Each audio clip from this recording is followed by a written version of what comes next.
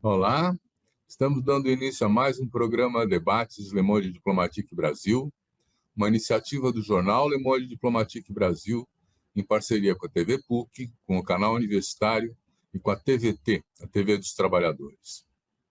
Hoje nós vamos avaliar as eleições. O que aconteceu no Brasil nesse domingo passado, não é? Qual é o desenho político que vai se configurando? Quais são as questões que estão pendentes? O que é que esse processo eleitoral suscita de novo, né?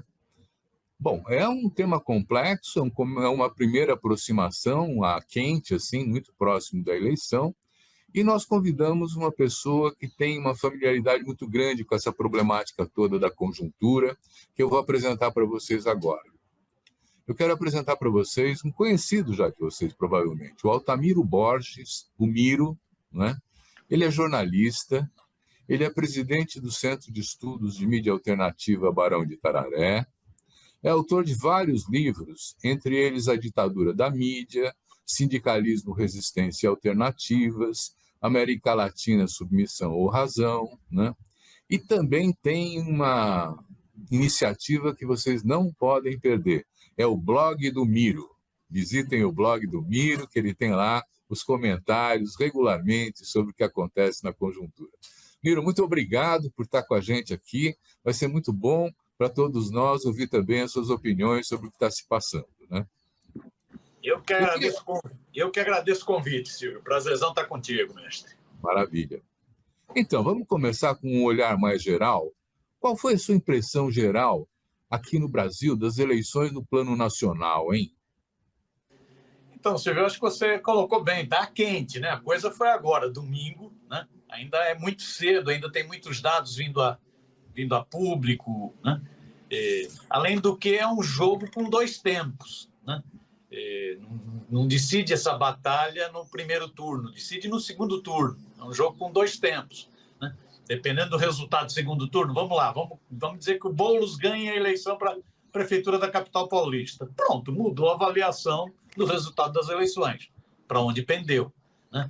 Vamos dizer que você tem uma vitória da Maria do Rosário em Porto Alegre, uma vitória do Evandro, do PT, em Fortaleza, uma vitória da Natália, uma candidatura jovem em Natal, né? Aí você já mexeu no tabuleiro, né? Então, esse é um jogo em dois tempos, e como dizem no futebol, só termina quando o juiz apitar o final, né? Só vai terminar mesmo dia 27, é que a gente vai saber o que foi, de fato, o resultado dessas eleições. Então, é isso. É cedo e o jogo ainda está em movimento. Nós estamos agora no intervalo, uns 15 minutinhos de intervalo, para depois o jogo. Agora, fazendo isso no geral, avaliando o primeiro turno,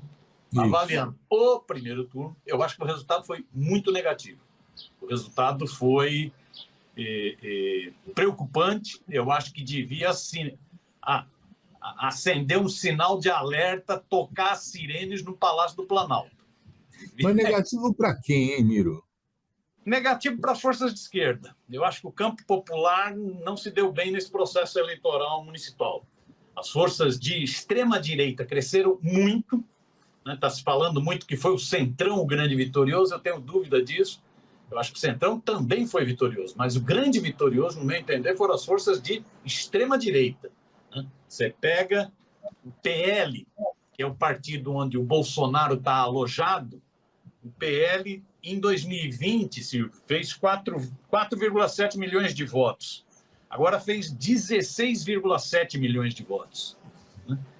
O PT fez 6,9 em 2020 e agora 8,9. O PL deu um baita crescimento. Além do que, o bolsonarismo não está só no PL. O bolsonarismo está no Republicanos, por exemplo. Tarcísio, Mourão, Damares. O bolsonarismo está no União Brasil, né? O bolsonarismo está no Podemos. O bolsonarismo está no PSD do Kassab. Tem vários bolsonaristas, né? Ótimo. Eu vou tomar carona nisso que você está falando, porque os jornais de hoje, de ontem, estão falando que quem ganhou foi o centro, não foi nem a direita nem a esquerda. Como é que é isso? Eu acho que a mídia continua no seu trauma de achar uma terceira via e o centro. Né? Continua nessa busca incessante de achar uma terceira via. Então, ela está levantando a bola do chamado centro. Mas o que é o centro? PSD do Kassab é centro? União Brasil é centro? PP do Arthur Lira é centro? Isso não é centro. É centro-direita e alguns de direita. PP é de direita. União Brasil é de direita. Não tem nada de centro. Né? É mais ou menos como uma Folha chamar o Tarcísio de bolsonarista moderado. É mais ou menos a mesma coisa. Então, a mídia fica procurando o centro, né? Já que ela estigmatizou tanto, satanizou tanto as forças de esquerda, pensando que o centro ia brotar daí, o que brotou foi a extrema-direita, que acabou, inclusive, se voltando contra uma parte dessa mídia. Então, a mídia fica procurando o centro. Para mim, essa eleição não foi uma vitória do centro apenas. Foi uma vitória da extrema-direita, vitória importantíssima da extrema-direita. Você pega nas 11 capitais que já elegeram no primeiro turno, 2 são declaradamente bolsonaristas e outros 3 tiveram apoio ostensivo do bolsonarismo. No caso desse Topázio de Floripa, o vice é bolsonarista, a Michele esteve lá fazendo campanha. Né? Então, é a extrema-direita. A extrema-direita que ganhou nas capitais, ganhou nas grandes cidades, né? Elegeu o maior número de prefeitos, teve a maior votação, esse número que eu dava aqui da votação. Né? Figura, você pega a extrema-direita, inclusive essa extrema-direita mais bem estilo Pablo Marçal mesmo, da mais para estourar a boca do balão mesmo. Você pega, elegeu um Ustra. Neto do Ustra foi eleito vereador em Porto Alegre. A Jovem Pan, que muitos chamam de Jovem Clã, não é isso? Pela sua linha editorial de extrema-direita, né, preconceituosa, Jovem Clã, o Tutinho, dona da Jovem Clã, está comemorando. A Jovem Pan elegeu 3 vereadores na capital paulista. 3 vereadores na capital paulista, 3 pessoas que se fizeram, uma gusana cubana, 3 vereadores que se fizeram na Jovem Clã. A Jovem Clã está comemorando que a candidata em Curitiba, veja como que é esse negócio de extrema-direita. Curitiba é uma disputa entre o candidato da extrema-direita contra outro da extrema-direita. O Pimentel, que é do PSD, do Kassab, tem como vice o PL. E essa Cristina, que é da Jovem Clã também, se projetou na Jovem Clã, é uma bolsonarista raiz, está sendo chamada da Marçal de Saias. Olha, São Paulo quase foi isso. São Paulo, se bombeasse, por poucos votos, não iam 2 de extrema-direita para o segundo turno. Então, eu entender, é uma vitória da extrema-direita, muita dificuldade. É sinal de alerta. Meu entender é sinal de alerta. Não adianta tentar... Eu entendo até, Silvio, um dirigente partidário chegar e falar não, foi o campo do Lula que ganhou a eleição. Isso tudo bem, tá bom, tá no governo, o dirigente partidário vai falar isso. Agora, vamos ser realistas, não vamos relativizar, porque se relativizar demais, a gente transforma uma derrota numa vitória. E aí não entende quais são os problemas de fundo que existem e não vai atrás de resolvê-los. Miro, é curioso, né? Porque 2 anos atrás, né, os brasileiros elegeram o presidente Lula, um presidente de esquerda, né? E agora, 2 anos depois, dá essa onda de direita. Como é que a gente pode explicar isso, hein? Então, Silvio, eu acho que a explicação já está, inclusive, 2 anos atrás. Né? Pelo menos no meu entendimento. A vitória do Lula foi uma vitória épica. Você derrotou o fascismo no Brasil, você derrotou um golpe. O presidente Lula tinha sido preso por 580 dias. A presidenta Dilma tinha sido empichada criminosamente. Não é isso? Um fascista tinha assumido o poder, havia sido militarizado o poder. Né? Você derrotou esse fascismo. Então, foi uma vitória épica. Né? Você derrotou um fascismo que abusou de corrupção eleitoral. Foi um processo de corrupção eleitoral vergonhoso. Era vale isso, vale aquilo. Derrama de dinheiro, né, para tentar garantir a reeleição do Bolsonaro. A maior derrama de dinheiro das últimas décadas. Um processo eleitoral onde foi vergonhosa a postura da cloaca burguesa brasileira, do grande empresariado brasileiro, que se chama de elite empresarial brasileira, né? Elite empresarial brasileira é impressionante, o número de assédios eleitorais nas empresas. Vergonhoso, crimes de assédio, onde se utilizou de tudo, se utilizou até a Polícia Rodoviária Federal para sabotar eleitores do campo popular. Você derrotou isso, foi uma grande vitória. Agora, para derrotar isso, precisou de uma ampla frente. Precisou de uma ampla frente. Se não tivesse feito uma ampla frente, talvez não conseguisse derrotar o fascismo e hoje a gente estaria reclamando, se é que estaria reclamando, de um segundo mandato de um fascista no poder, né? Seria muito pior. Precisou de uma ampla frente. Uma ampla frente que eu costumo brincar, muito heterodoxa até na culinária. Juntou Lula com Chuchu. Né? Teve que juntar. Né? Juntou Lula com Tebet. Teve que juntar para poder ganhar a eleição. Só que essa ampla frente, que foi fundamental para derrotar o fascismo, ela traz contradições no seu interior. Então não dá para caracterizar o governo Lula como um governo de esquerda.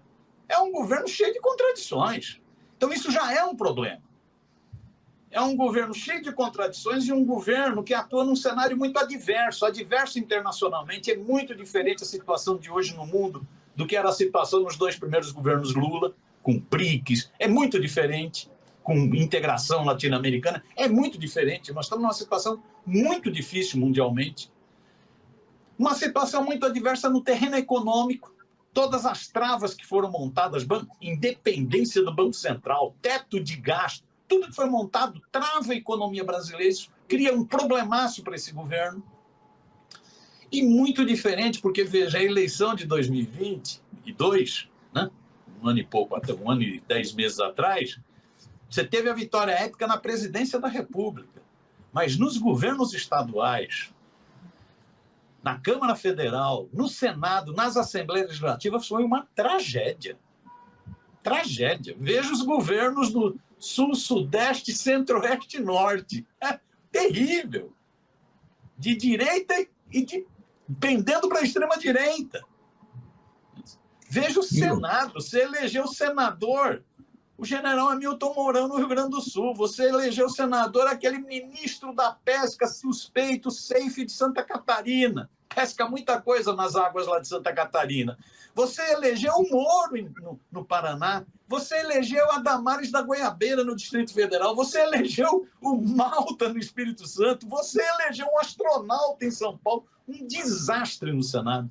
E um desastre na Câmara. É o que o Lula diz, não, bicho? É o seguinte, o meu partido, o PT, elegeu 60 e poucos deputados. 60 e poucos deputados em 513 deputados na Câmara Federal.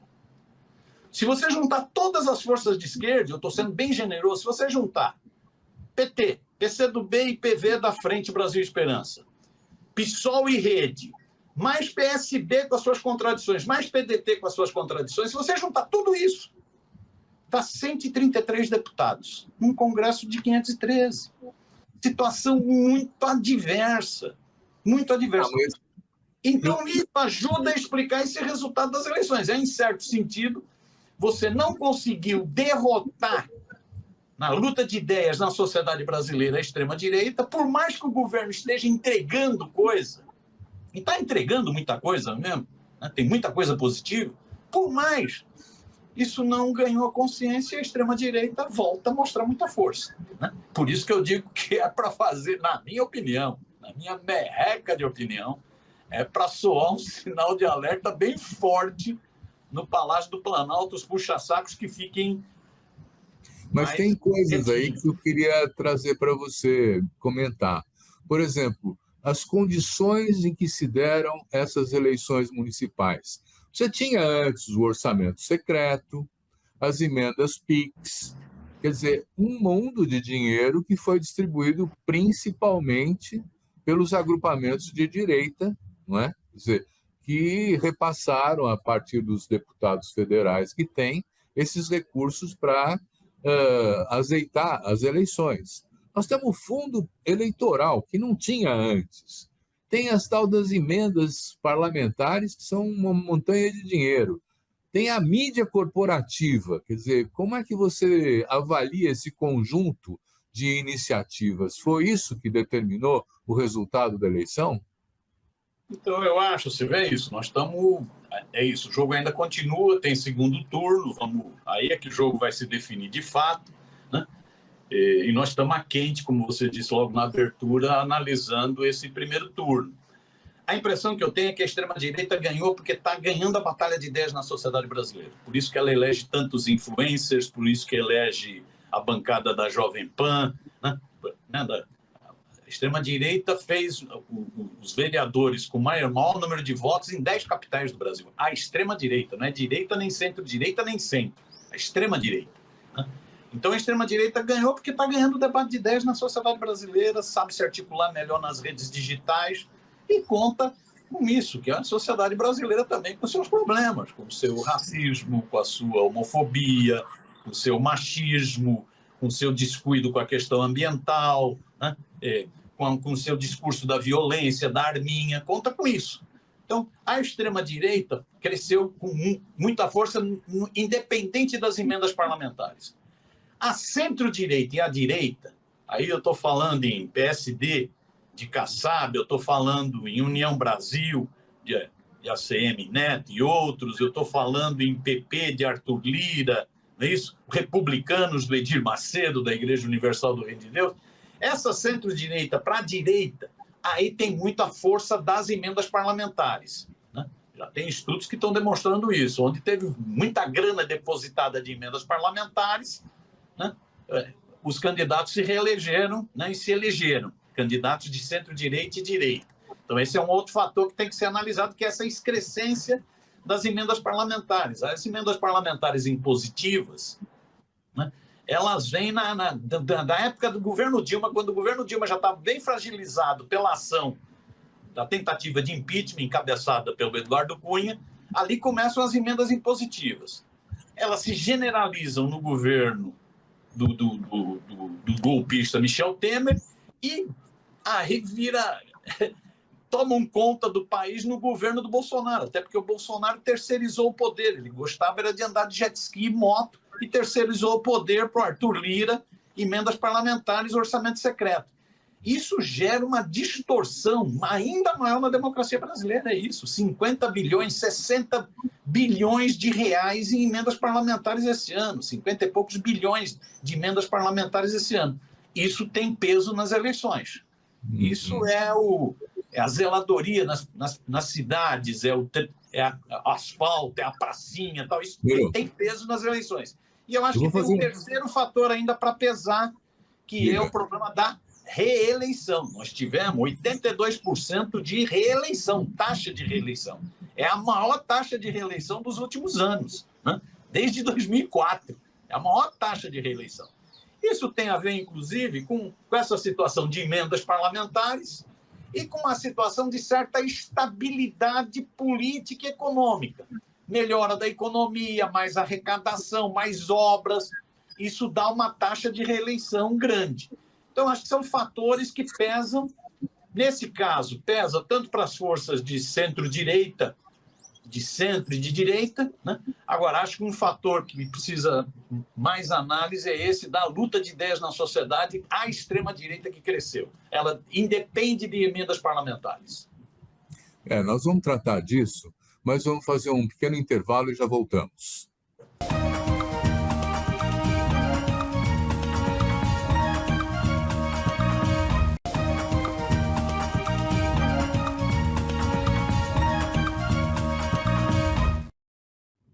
É comum a gente ver nessas análises de resultados eleitorais a expressão de que não é mais para fazer política só no período da eleição, tem que fazer política cotidianamente para poder constituir uma base política de sustentação das propostas, seja de um partido, seja de uma coalizão, essas coisas, né?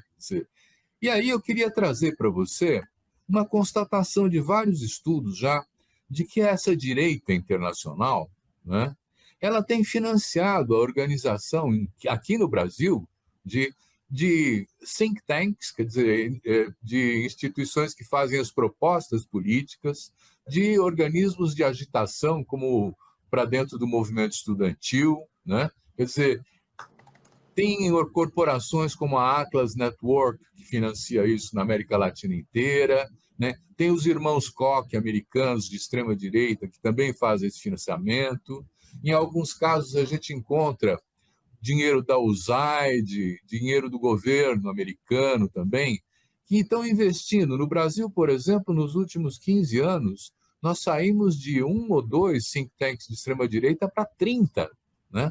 Hoje nós temos uma capacidade instalada, né, de comunicação nas redes sociais da parte da direita, né, que é muito poderosa, com reprodução de computadores, de robôs. Quer dizer, você não quer fazer um comentário sobre esse investimento de longo prazo e o resultado que está sendo colhido agora?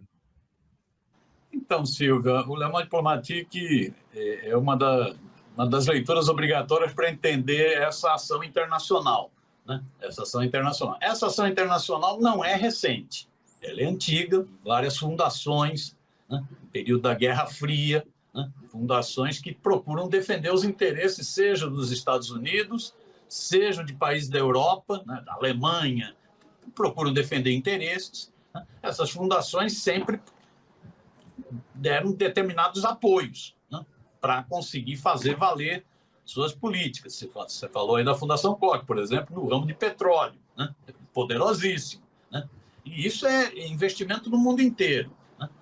Então, eu acho que essa articulação já é antiga, sofre mudanças, então, algumas passam a debater mais a questão climática, né, sofrem mudanças, né, então não dá para ser preto e branco, não dá para ser, né, uma visão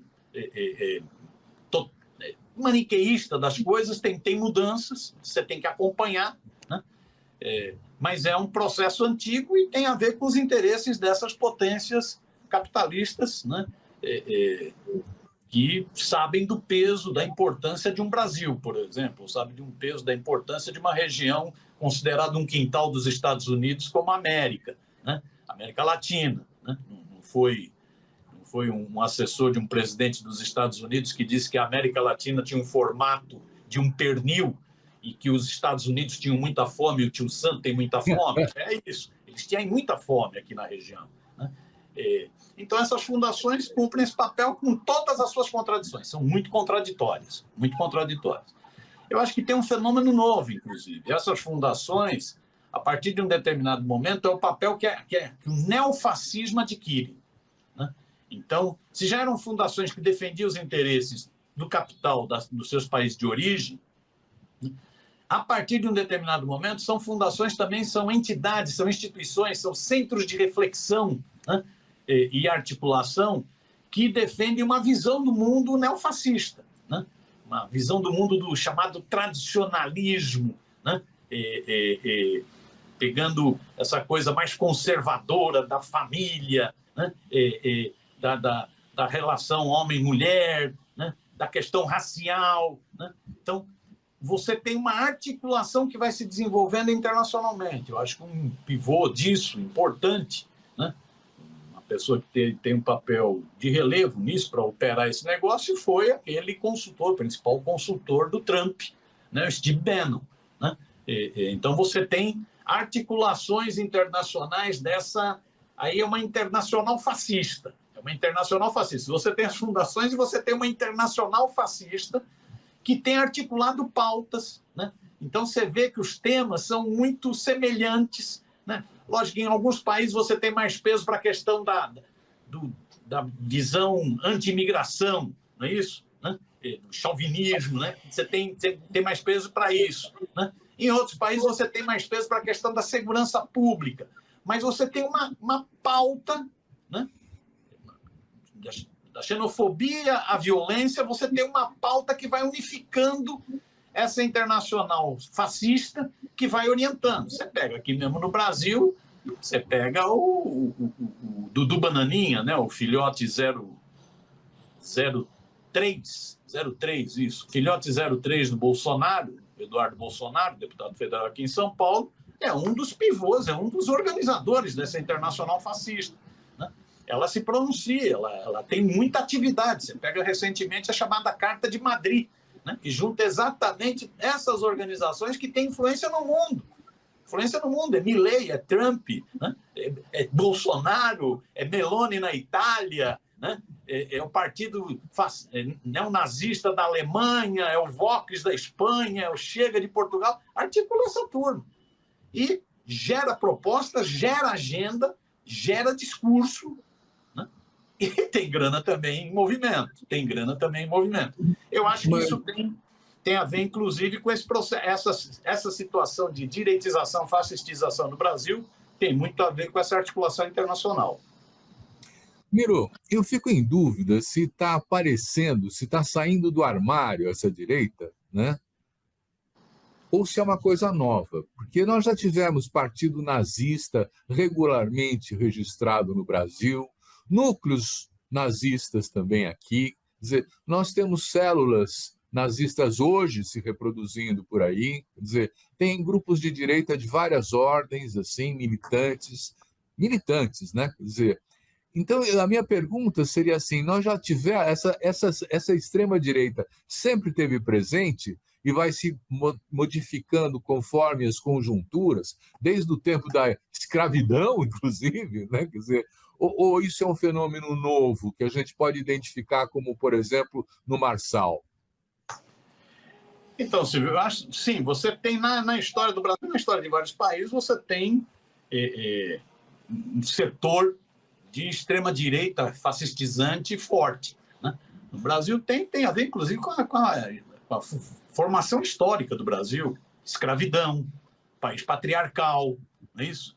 País com base rural, tudo isso deu base para a existência de setores de extrema-direita com força no Brasil. O Partido Integralista do Plínio Salgado, né, nos anos 30, chegou a ter 1 milhão de filiados, não eram eleitores, não, filiados.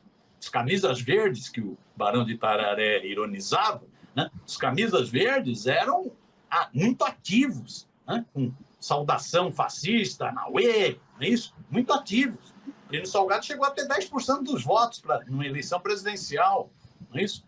O Plínio Salgado, o movimento integralista chegou a tentar um golpe contra Getúlio Vargas, né? Então, tinha força.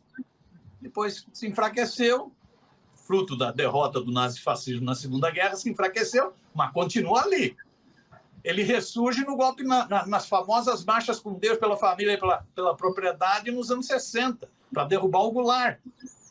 Nos comandos de caça ao comunismo, nas operações Bandeirantes financiadas pelos empresários, por grandes empresários, né, bagrinho, não, grandes empresários. Não, a Operação Bandeirantes da tortura, da morte, dos desaparecimentos. Então você sempre teve uma extrema-direita. Eu acho que nós estamos vivendo uma fase nova dessa extrema-direita, no mundo e no Brasil. Então você sempre teve, mas eu acho que nós estamos vivendo uma fase nova. A impressão que eu tenho, Silvio, eu acho que isso tem muito a ver com o estágio atual do capitalismo. O capitalismo não dá perspectiva para a humanidade. Ele é um sistema que está falido e ele é um sistema extremamente frustrante. Ele gera frustrações, ele gera doenças sociais. E ele vai gerando cada vez mais deformações. É uma situação dramática. Você pega o seguinte, Ásia, África, América do Sul, América Latina, vivendo na miséria, as pessoas querem o bem para o filho, querem ter futuro, querem ter perspectiva. Se não encontra perspectiva no seu país, migra. Ao migrar, cria-se um conflito, que é o que a extrema-direita está aproveitando. O discurso xenófobo, o discurso anti-imigração, tem a ver com a situação do capitalismo. O capitalismo é um sistema esgotado historicamente, no meu entender, cada vez de maior concentração no 1%, não é isso? Nas riquezas. Né? Você vê esse Elon Musk que está fazendo fama no Brasil, vai ser o primeiro trilionário do mundo. Né? Trilionário. Já está com 250, 260 bilhões de dólares, né, em grana. Né? É um sistema desse 1% versus os 99%, que vai gerando frustração, gera frustração principalmente na juventude. Você vê que a base da extrema-direita está sendo juventude. Milei, a força do Milei, do anarcocapitalismo do Milei na Argentina, é juventude. A força do Marçal, jovens, molecada, sem perspectiva, sem horizonte. Isso eu acho que é um problema. Acho que isso tem a ver também com uma crise, isso leva a uma crise das instituições. A democracia liberal não está dando conta, e aí não é só das instituições do aparelho de Estado, não, né? Não é só do legislativo, executivo e judiciário, não. É as instituições da sociedade civil, partidos políticos, sindicatos, movimentos sociais levam uma crise, as pessoas não acreditam muito. Eu acho que esse é um segundo fator. Acho que tem um terceiro fator. Todas essas mudanças no mundo do trabalho, todo esse desmonte do trabalho, dificultam muito a ação do movimento social. O movimento sindical, por exemplo, que tinha centralidade nessa luta, perdeu muito da sua centralidade. E o campo popular não consegue dar resposta a essa crise. Então, governos progressistas geram frustrações também. Então, acho que você junta tudo isso com uma nova fase de uma ofensiva de extrema-direita no mundo. E no Brasil. Uma nova fase, né, que demanda muito mais debate de ideia, muito mais diagnóstico em profundidade para ter resposta. Nós precisamos dar resposta, por exemplo, o que é essa nova classe dos trabalhadores, dos trabalhadores por aplicativo? Nós precisamos dar resposta. O que é essa turma que está pensando em prosperidade trabalhando como escravo de app? Que não quer saber de CLT porque quer ser livre. Livre do quê? Quer ser empreendedor, né? Quer ser empreendedor. Isso é o discurso do Marçal, pega. O que é essa turma que vai ter na teologia da prosperidade, igrejas evangélicas, pentecostais, neopentecostais, né? Vai ter um suspiro. Então, aí eu acho que está mais claro, quer dizer, todos os espaços coletivos, os sindicatos, as antigas comunidades eclesiais de base da Igreja Católica, né? Os movimentos sociais, eles são combatidos, a ideia é que não tem mais coletivo, tem indivíduo, né? E o indivíduo tem que se virar para ter sucesso, por isso a ideia do empreendedorismo, mas é uma furada, uma canoa furada, porque se um ou outro consegue sucesso, a grande maioria, como você disse, fica meio escravizada num horário extenuante de trabalho e ganhando muito pouco, né? E a maior parte desses que votaram no Marçal são jovens, são pobres, são da mais periferia maior. A gente viu o mapa eleitoral da cidade de São Paulo, né? Mas eu queria trazer essa questão, porque nós temos que olhar para frente também, não é só fazer o diagnóstico, né? Quer dizer, quando você está olhando para a eleição de São Paulo, eu fico pensando assim, esse movimento fascista, ele é capaz de construir uma figura como o Marçal, né? Que poderia chegar no segundo turno, ele chegou perto, né? Quer dizer, com todas as suas arbitrariedades, crimes praticados, tal. Mas você me chama a atenção uma outra coisa. Em São Paulo houve uma abstenção de que 1 em cada 4 eleitores não foi votar. Isso dá 27%, né? Que é um número muito significativo, que num segundo turno pode ter uma significação muito grande. E se você somar os 28% que o Marçal teve na votação, mais os 27% de nulos e abstenção, você chega a 55% do eleitorado, né? Quer dizer, sem falar ainda no pessoal indefinido. Quer dizer, é uma nova eleição ou não é? Eu acho... Primeiro, concordar contigo, nós estávamos fazendo diagnóstico. A pergunta era o que explicava esse fenômeno, tá? Mas é isso, nós estamos no momento agora, nós temos 3 semanas para fazer ação, né? Diz o Pepe Mujica, tem uma bela frase do Pepe Mujica, que o único derrotado é o que não luta. É o que não luta, esse está derrotado. Então, nós temos uma batalha em São Paulo, uma batalha em Porto Alegre, uma batalha em Natal, uma batalha em Fortaleza, né? Nós temos batalhas em vários lugares, uma batalha em Belo Horizonte para derrotar a extrema-direita, né? Então, que pode reconfigurar a eleição. Depende desses resultados. Eu acho que, nesse sentido, nada está definido. Lógico que você tem tendências, mas nada está definido. É bom a gente lembrar que vamos pegar aqui a campanha do Boulos em São Paulo. O Boulos tem um baita patrimônio.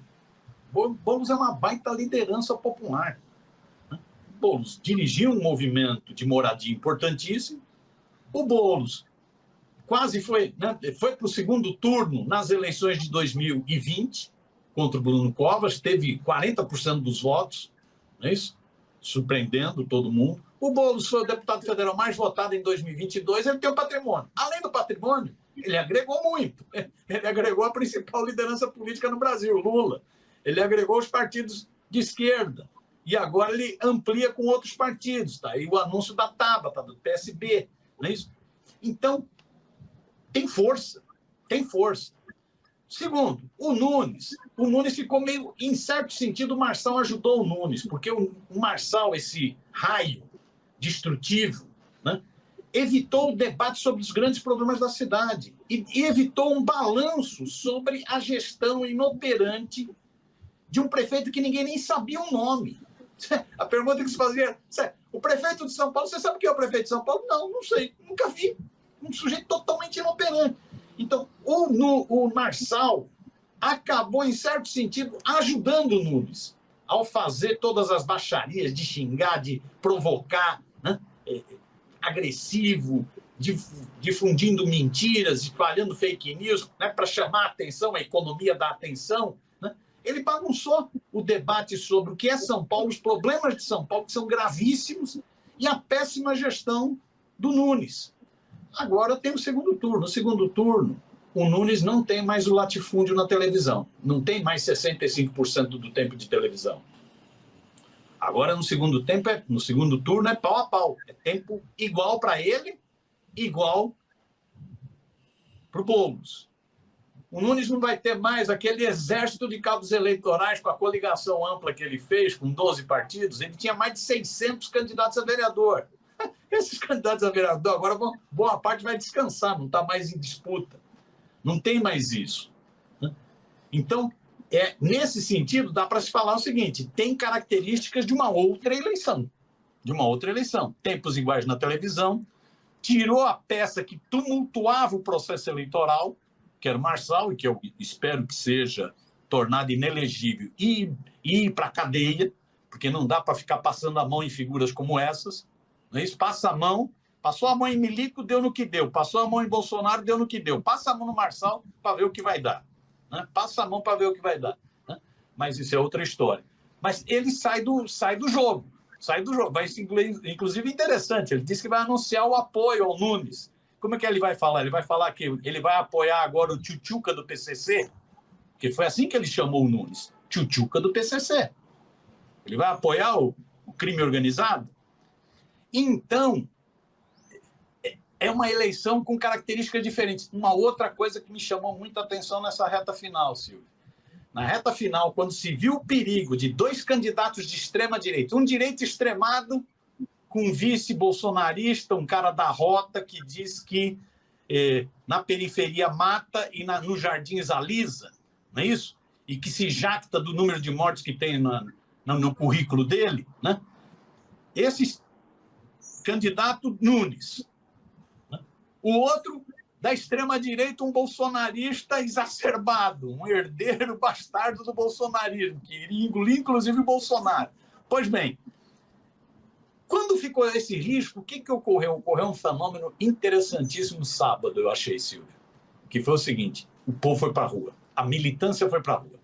Aquela manifestação no sábado, aquela caminhada no sábado, foi uma das coisas mais bonitas da campanha eleitoral. Foi quando a militância falou o seguinte, epa, isso aqui está um perigo e está na hora de ir para a rua. Está na hora de ir para a rua. Então, se tinha uma campanha que estava meio morna, sem muita mobilização em atos locais, tal, o sábado mostrou o seguinte, tem um potencial de militância. Então, se eu juntar militância, tempo de TV, tirou da frente o estorvo do Marçal para aprofundar os debates sobre a cidade, nós temos uma eleição com características diferentes. Difícil? Lógico que é difícil. Mas, como diz o Mujica, só está derrotado quem desiste da luta. É ir para a luta. Ok. Nós vamos fazer mais um intervalo e já voltamos.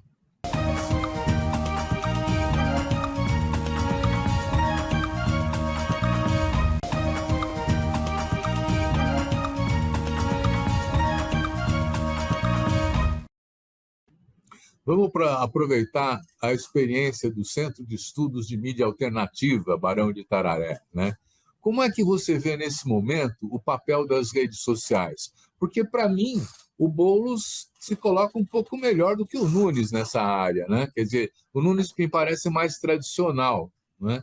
Você acha que as redes sociais continuam tendo um papel fundamental nessa segunda fase? Acho que sim, Silvio. É isso, hoje é um casamento de ruas e redes, né, para definir essas grandes batalhas, e o casamento também junta, muita gente dizia que a televisão não tinha mais papel nenhum em processos eleitorais, e me parece que a televisão mostrou que tem papel. A televisão conseguiu transformar um prefeito inoperante, que ninguém conhecia, conseguiu fazer com que ele se projetasse. O cara tinha 6 minutos e meio em 10 nos blocos da propaganda eleitoral gratuita de rádio e televisão. Né? O cara tinha 65% daqueles comerciaizinhos, aqueles que pegam, aquela inserção de 30 segundos que você está assistindo a novela e aparece na tua frente. Né?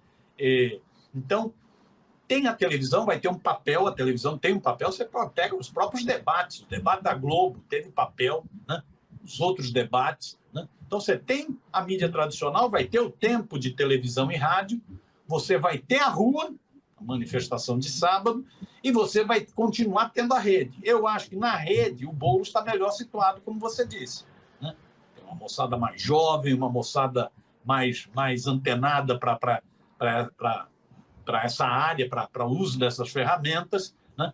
Uma propaganda mais leve, mais solta. Né? A campanha do Nunes é uma campanha mais tradicional em redes. Né? Então, vai ter um papel de dar informação, um papel de ajudar na mobilização. Né? Eu acho que continua com um importante papel. As redes, elas são isso, elas vieram para essas plataformas, essa disputa no mundo digital veio com muita força no mundo inteiro, né? Que eu digo, voltando ao Steve Bannon e a Cambridge Analytica e Facebook na eleição do Trump, né? E com muita força no Brasil. Você pega esse negócio, essa Cristina, essa candidata que a turma chama de a Marçal de Saias de Curitiba. É basicamente Jovem Pan, redes sociais. Não tinha tempo de televisão, não tinha nada, era um partido minúsculo. Né?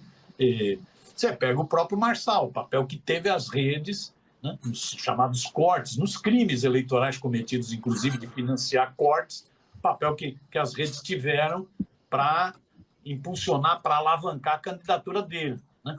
Então, esse é um terreno que não dá para, no meu entender, não dá para bobear. Né? É um terreno adverso em vários sentidos, né? O algoritmo ele favorece o discurso de ódio, ele favorece a extrema-direita. Né? É um terreno adverso porque a gente fala é um terreno livre, mas não é livre de nada, é muita grana. Né? Hoje não basta...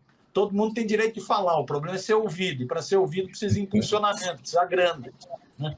Então é um terreno muito adverso, né? Do algoritmo, da grana, da linguagem do ódio, mas é um terreno que não dá para fugir, você tem que agir muito forte nele. Eu acho que, nesse sentido, a campanha do Boulos está bem posicionada. Miro, vamos tocar nas coisas sensíveis? Quer dizer, em algum momento você falou assim, não, a esquerda acendeu a luz amarela para a esquerda. Né? Quer dizer, e nós não estamos satisfeitos com o resultado eleitoral. Onde a gente vê assim, olha, a extrema-direita avançou muito, né? E a esquerda não conseguiu acompanhar. Quer dizer, quais críticas que a gente tem que fazer para a esquerda, hein? Primeiro, eu acho que tem não ficar tergiversando sobre o resultado das eleições. Tem que ir a fundo. Né?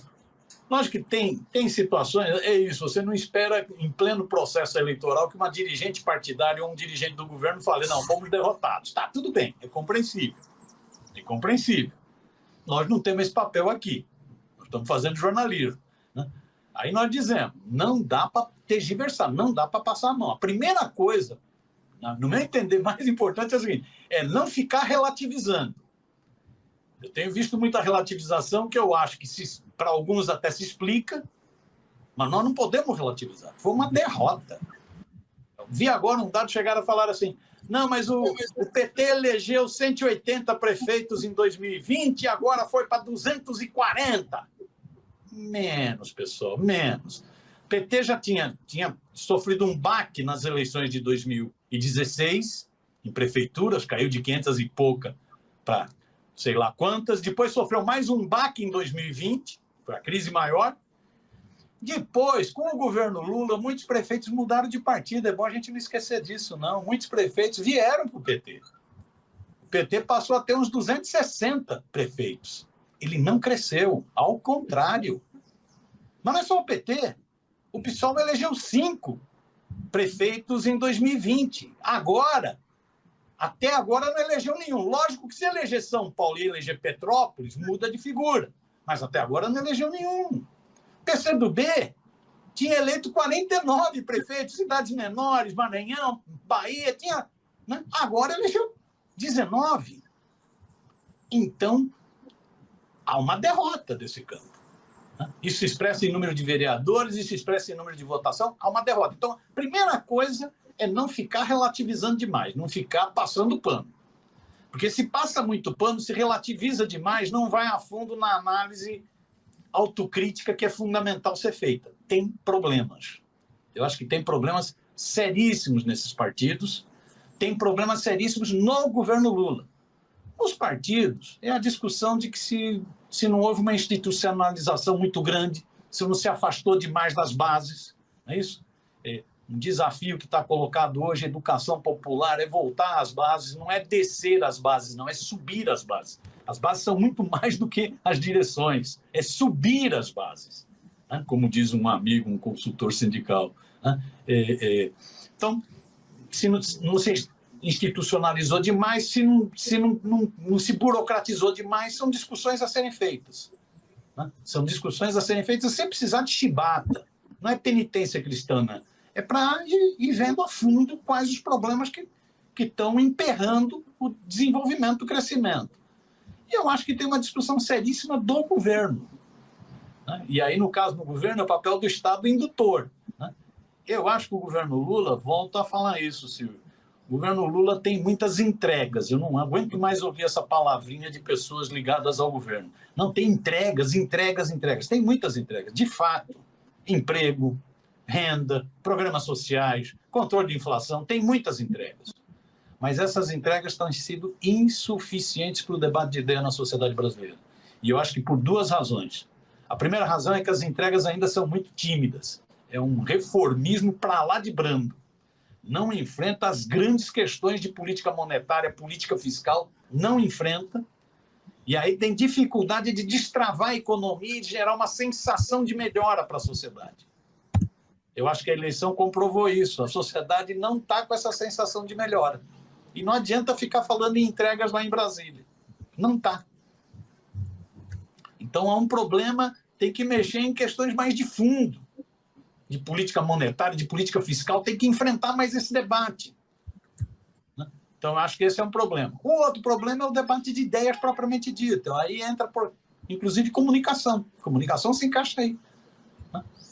É muita entrega, mas não consegue convencer a sociedade. Então, está faltando alguma coisa no debate de ideias. E está faltando alguma coisa na comunicação. E aqui eu não estou fazendo discussão de pessoas. Eu, como você, né, conheço uma boa parte do time que está na Secretaria de Comunicação da Presidência da República. Pessoas belíssimas, comprometidas, seríssimas. Não tem crítica pessoal. Há um problema sério, falta uma estratégia de comunicação. Não tem estratégia de comunicação. E aí vai perdendo batalha. Né? Fica preocupado com as entregas, daqui a pouco vai entregar ao governo, já. Você está falando de uma estratégia de comunicação nacional, né? Nós estamos falando agora de uma eleição municipal. Então, eu vou pedir um último intervalo e, em seguida, nós finalizamos a nossa conversa com algumas considerações aí.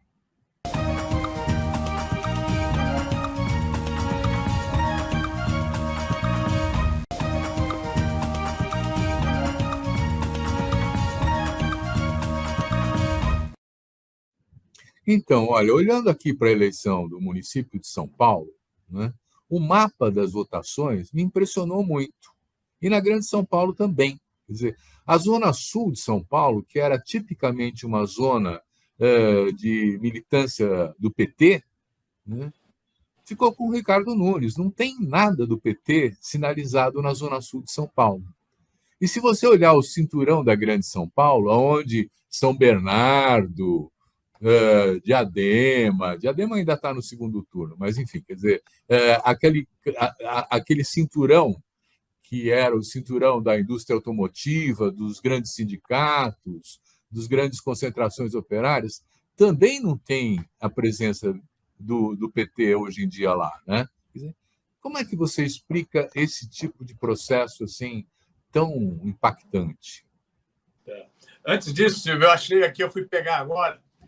Eu participei uma vez de um debate numa escola, em Sapopemba, um dos lugares onde o Nunes ganhou. Triste de saber isso, né? E lá, na ocasião, eu ganhei essa plaquinha de papelão que diz exatamente a frase do Pepe Mujica: os derrotados são os que deixam de lutar. Eu acho que é o que está colocado nessas 3 semanas agora. Ninguém está derrotado. Vamos lutar e vamos ver como muda. Agora, é isso, num cenário que é um cenário difícil. E não é um cenário difícil conjunturalmente, não é só um problema da eleição.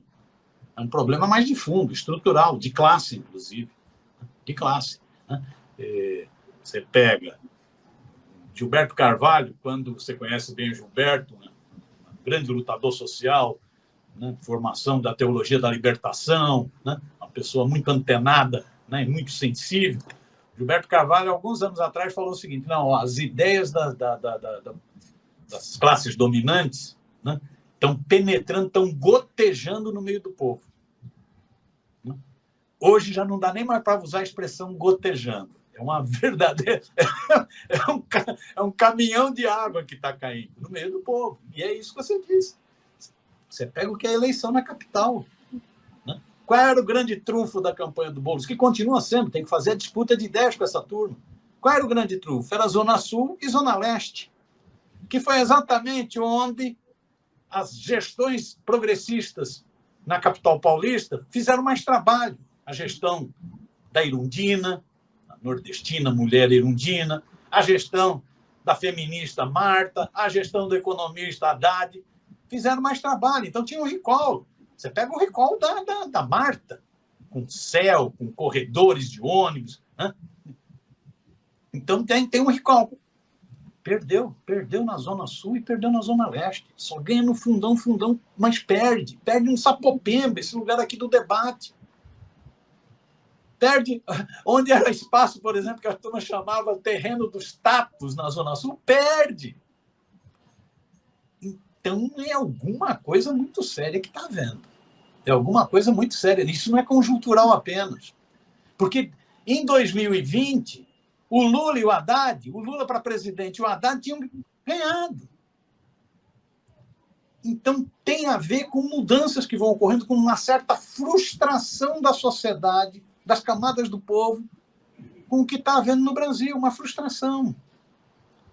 E aí vem um Nunes, na reta final, o cara que ninguém nem sabia o nome dele, na reta final despeja um monte de dinheiro, até em obras sem licitação, suspeitíssimas, e isso cria uma sensação do seguinte: está fazendo. Porque a rua está asfaltada, porque a praça está melhorada, porque a limpeza pública melhorou. Né? Olha aí um problemaço. Né? Então, não é mais o gotejado Gilberto Carvalho, não. É um balde, é um caminhão, pipa de água que caiu em camadas populares. Isso tem a ver com essas mudanças no mundo do trabalho, isso tem a ver com empreendedorismo. Você vê, nós estamos numa situação que é dramática. Os trabalhadores por aplicativo, boa parte, não querem ter registro. Eles acham mais importante serem livres. Livres do quê? Um trabalhador de aplicativo de 2 rodas, delivery, trabalha em média 12 horas por dia, sem descanso semanal, com salário, com uma renda de R$970. Outro dia morreu um trabalhador da Rapper, de entrega de comida. A primeira pergunta do chefe foi: mas antes de morrer ele entregou a comida? E aí o cara fala: não, eu quero ser livre. Mas livre para quê, amiguinho? Livre para quê, otário? Não tem nada de livre. Né? Você está sendo explorado por aplicativo, inclusive do exterior. Não tem nada de livre. Mas uma mentalidade, a mentalidade da prosperidade, por isso é força, né?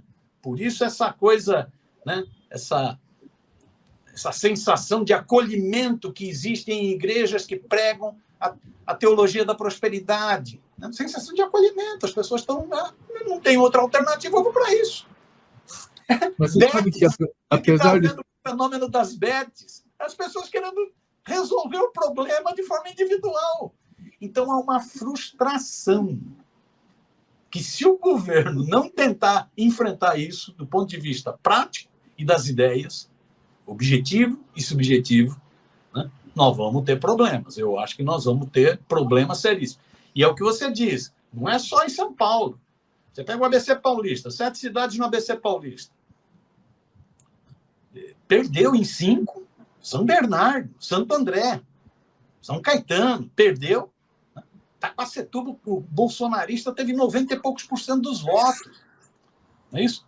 Perdeu. Itaquá é outra região. Né? Perdeu Ribeirão Pires e Rio Grande da Serra, que são as 5. E em 2 que era prefeito. Né? O Felipe, em Diadema, né? O menino lá em Mauá. Em 2 que era prefeito, vai para o segundo turno. Em eleições dificílimas. Isso no cinturão operário. Olha que maluquice. Aí você põe Campinas, põe São José dos Campos, põe Ribeirão Preto. Ou seja, é um cenário de mudanças estruturais profundas. Miro, nós estamos chegando ao final do nosso programa. Não tem muito tempo mais, mas eu queria contar para você um caso. Eu estava na casa de uma amiga acompanhando a apuração e a mãe dessa amiga tem 94 anos. Está lúcida, está andando. Ela viu a apuração e falou: eu não fui votar porque eu estava com preguiça, mas agora, no segundo turno, eu faço questão de votar para poder fazer a diferença. Né? E eu acho que é isso, é o engajamento nesse momento, né? Trazer mais um voto, trazer mais outro voto e enfrentar esse momento na defesa da democracia. Né? Eu queria que você expressasse uma última fala sua, assim, para que a gente pudesse concluir o nosso programa. Não, é isso, nós temos 3 semanas de batalha intensa. Batalha nas redes, batalha nas ruas, não é isso? Batalha na campanha na televisão, na rádio. Né? Temos aí 20 e poucos dias de batalha intensa. Batalha para reverter determinados resultados. E é isso, se reverte alguns desses resultados, o quadro da eleição muda. A análise, se a gente fizer uma análise depois do dia 27 com determinados resultados, a nossa avaliação já vai ser diferente. Essa é a vida, ela é dinâmica. Mas se nós tivermos uma bela vitória em Porto Alegre, a Maria do Rosário, se nós tivermos uma bela vitória com essa jovem combativa, deputada federal do Rio Grande do Norte, Natal, com a Natália, se nós tivermos uma vitória com o Evandro, que é um menino que veio do PDT para o PT, uma ampla frente, né? Derrotar um extremista de direita, né? Se nós tivermos uma vitória em Cuiabá, né? Terreno do agronegócio, se nós tivermos uma vitória, se nós conseguirmos derrotar, não dá para dizer que é uma grande vitória nossa, mas nós conseguimos derrotar o neofascismo em Belo Horizonte, né? Derrotar esse fascista raiz, esse Bruno Egler, né? Em Belo Horizonte. Ou seja, eu estou pegando só 5 cidades aqui, né? Mas se Diadema e Mauá a gente mantiver, né? Se Pelotas e Santa Maria no Rio Grande do Sul, né? Se o menino do PSOL ganhar em Petrópolis, ou seja, olha o quadro, aí muda. Então, nós temos um bocado de coisa para fazer. Essa senhora com quantos anos? 90 aí? 94. Está com o espírito corretíssimo. Ela está com o espírito do jovem. Eu não vou deixar de votar, eu faço questão, vou lá, entende? Eu queria agradecer muito ao Altamiro Borges pela conversa interessante que a gente levou. E agradecer você também que nos assiste, dizendo, semana que vem tem mais. Obrigado.